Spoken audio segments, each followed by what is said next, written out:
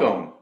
101, I'm Rick Kaplan, and my guest today is Ethan Chernofsky. He's the Vice President of Marketing at Placer.ai. Hi, Ethan. How are you today? Doing well, Rick. Thank you so much for having me. Oh, it's my pleasure. I'm glad you can do this. I'm sure you're probably very busy at this time with everyone looking for information. What's going to happen? What's happening? Yeah, I think it's an important thing to be aware of, is that there is this new and increased demand for just, hey, how do I know what's happening in the world? And we're really excited to hopefully be able to help out customers, users, and the wider community to understand what's happening in real time. So tell me what Placer.ai really does, so our viewers can understand it a little better. Sure. So we're a foot traffic and location analytics platform. And essentially what we do is we look at the movement of about 30 million devices around the United States. And then we utilize industry-leading data science practices in AI and machine learning to make estimations based off of that data. So we can show what traffic movement looks like for any location anywhere in the United States. And when you say devices, you're talking about like their phones and... Exactly right. That's interesting. So you're picking up the pings and, when they're at a shopping mall or, how exactly, well, I don't want you to give away your trade secrets, but how exactly are you picking up all that data?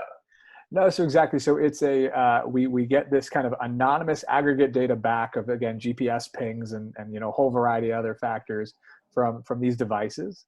And then we utilize that information, that panel of devices, to then make those predictions. But it's really important we are fully GDPR and CCPA compliant. We are only interested in anonymous aggregate data and the macro trends that we can learn from that movement of consumers around the country.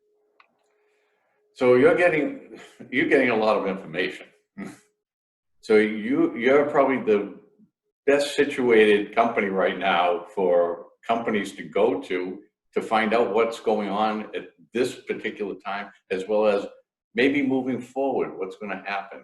Is that true? I mean, we certainly believe that we are a critical piece of understanding how the world is working at any given moment in time. And then, as you said, like, how do you look forward?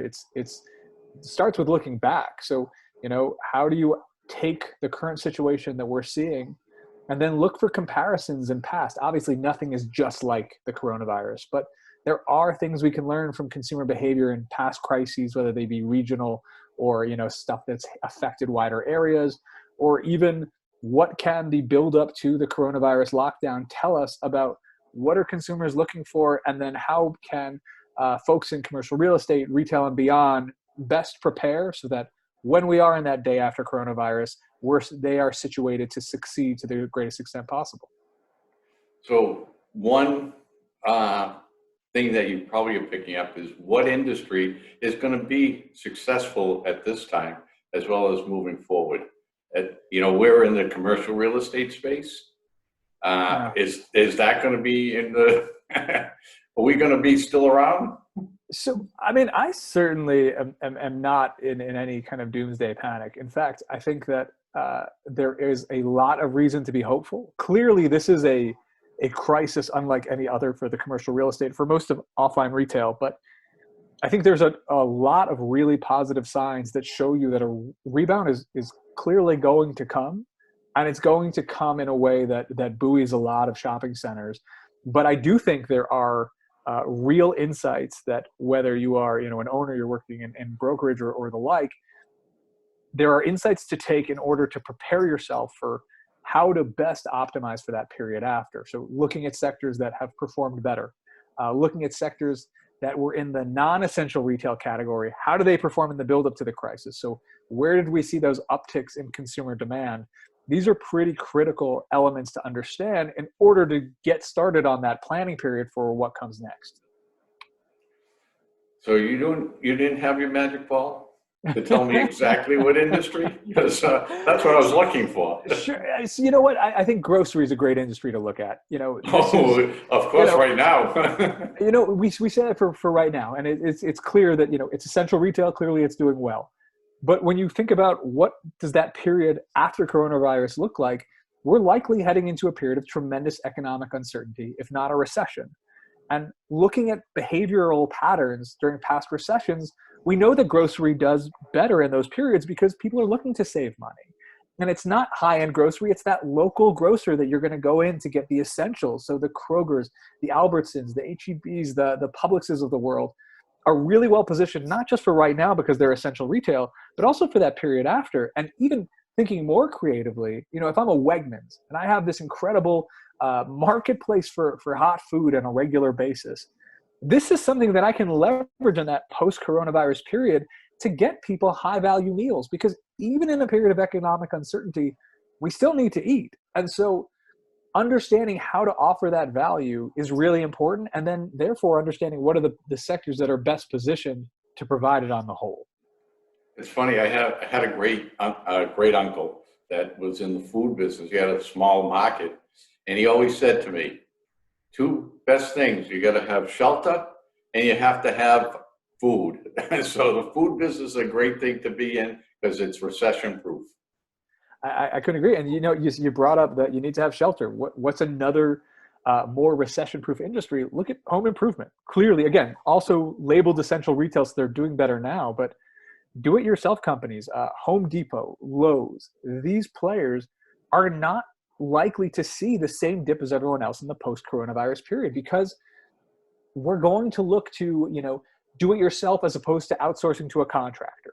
Or how do we fix up that piece of the house as opposed to buying something new? There are some of these behavioral patterns that we can glean from past recessions to understand behaviors that could be coming in the next, few months or year.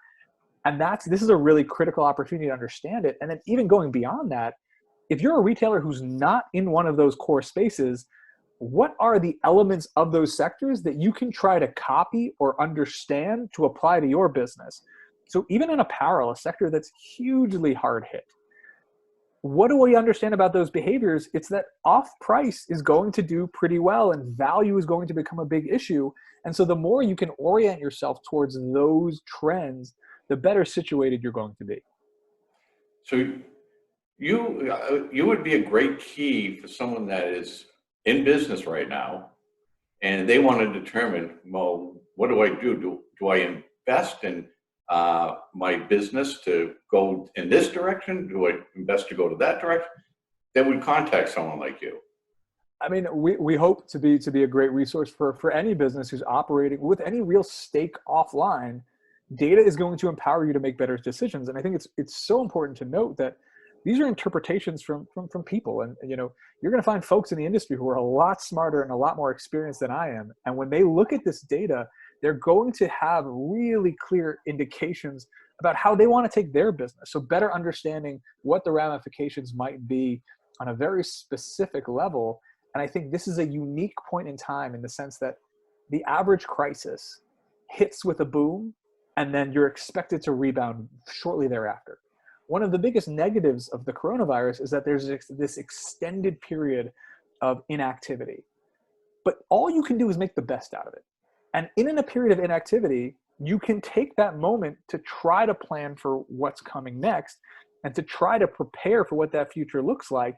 And whether it's an hour a day or setting aside a specific team to look into what the future looks like, taking this moment in time to try to orient yourself for what the future could look like is going to help define those who truly succeed in the next year or two and those who struggle more.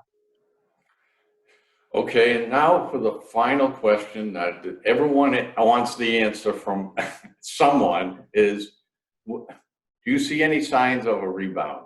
Or do you see any signs of at all for everything getting back to business? We see signs that the consumer demand is still there and still strong. We see that sectors that are allowed to stay open are doing better. We see that sectors that were actually doing, struggling quite a bit, at least offline in the last few years, actually seem to be stabilizing. So, a lot of the fact that there are still declines in places like Walmart or Home Depot or Lowe's, elements that are essential retail, is self-imposed restrictions. But there are so many indications that the demand to go to these places is still there in a really significant way. And I think the big question that brands need to be asking, and the, kind of the commercial real estate companies need to be asking in relation to who their tenants are and what they can be doing to support those tenants, is how do we tap into those elements? And there's a handful of elements that are really critical. The first is, again, identifying the right practices, identifying whether you have the tenants who are already positioned well. And if you have tenants that are less well positioned, how do you start to adapt some of the practices that are going to be necessary? So one of the things we talk about a lot is, folks will ask us, what do we do with the restaurant that's a one location? It's not a chain, it's just one location. They don't have delivery well set up. Well, let's focus on takeaway. Try to find ways to get through the next period so that you are oriented in building a relationship with customers for the next, whether it be another month or another few months, so that when things do open up again, this is the place they turn to kind of get going again. Right. Good suggestion. It's been a pleasure speaking with you, Ethan. It's all valuable information, and I hope a lot of business and property owners come and ask you for more of this data, because it will be very helpful to them, I think. We appreciate that. Thank you so much. It's been a pleasure to be here. And I would just say to any of your viewers or listeners, we do have free resources available. So our product has a free version on our website, Placer.ai. We have a free COVID tracker on our website that allows you to track, well over 100 brands on how they're doing year over year, just to really keep your finger on that pulse in this difficult period. And so I would really recommend that people check it out and see what types of information they can glean. And I don't have any data research, but I can tell you most of our viewers love free. So I want to thank Ethan Chernofsky. He's the Vice President of Marketing at Placer.ai. Thank you, Ethan. Thanks, Rick.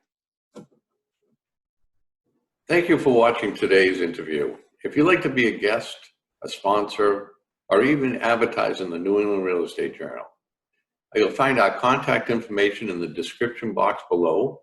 You can also find all our social media platforms so you can follow us, and please subscribe to our YouTube channel.